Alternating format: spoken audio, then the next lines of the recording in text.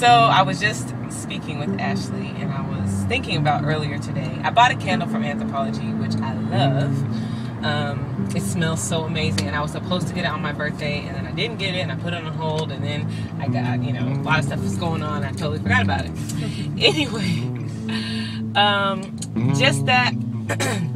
So I decided, when I got the candle, I decided that the candle was going to go into my prayer, reading, meditational room, which has all my books in it, regular books and, of course, my spiritual books. And it's where I go to really read and kind of have silence and solitude and all that kind of stuff. So I was like, okay, that's going to be in there so that I can only use that candle in there. It'll kind of like give me a special, something special, you know, make it special. You know, people have special robes and pajama pants and all that kind of stuff. So then I was like, you know, I need something special for the Sabbath. Like, I want to have, like, special pajamas and special, you know, whatever. And so it's something that I've talked about a while ago with my friends about kids and having them have special pajamas and toys and movies and stuff that they can only watch on Sabbath, to make the Sabbath a special time for them so that it's not a dreadful thing, because it's really not supposed to be that thing. It's a choice. It's something that you do to just give that time, that 24 hours or whatever. So we talked about doing that for kids. That's what I want to do, is do it for my kids when I have kids. But just make God special in general. But anyway, I talked about having pajamas and just different things that I do on Sabbath and have on Sabbath that make the day another way to make the day special. Mm-hmm. And Ashley? Yeah, like for me, I like to read. Like, this is La Historia.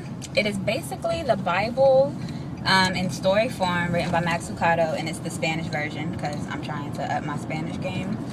But I typically read on the Sabbath. Like, Max Lucado is one of my favorite authors. So if I'm reading a particular book by him, I will only read that book on the Sabbath, and I'll read a certain amount of chapters. And I love doing that because I'm just in a different mindset. So I feel like the Lord is revealing different things to me in different things that I read, whether I'm reading the Bible or whether I'm reading, you know, a Christian book. He's just opening my mind to so many different things. But because that's only what I do on the Sabbath, I get something different out of it than if I'm just reading any other day.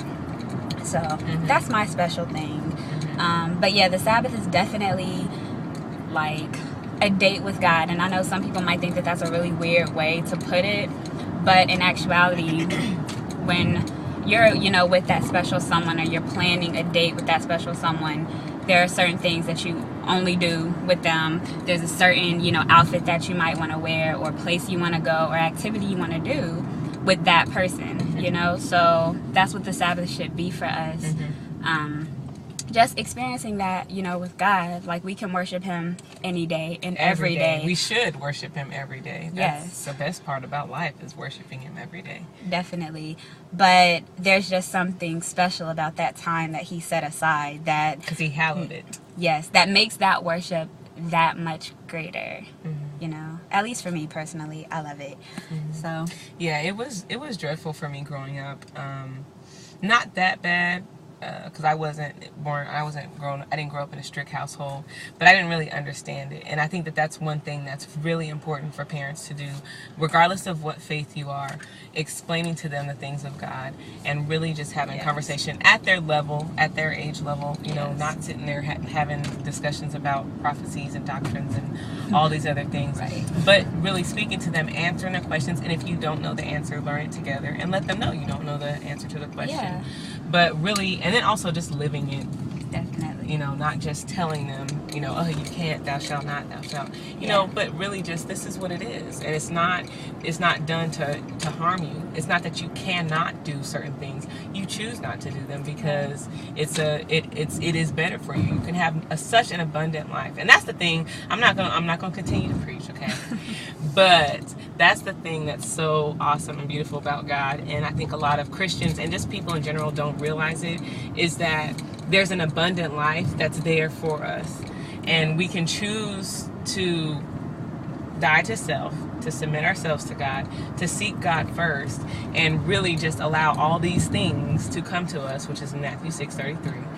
And really 25 through 34 are like the bomb. But 6:33 talks about seeking God first, and really just setting ourselves aside. We're in a place where we put ourselves in front of everything else, and then not only ourselves but other people and our jobs and all these other things. So that's it, because I could go on forever. God is amazing. I hope you are having a wonderful day, regardless of how you feel about God. And I pray that you know about God, and I also pray that you just give him some worship all the time. Hallelujah. It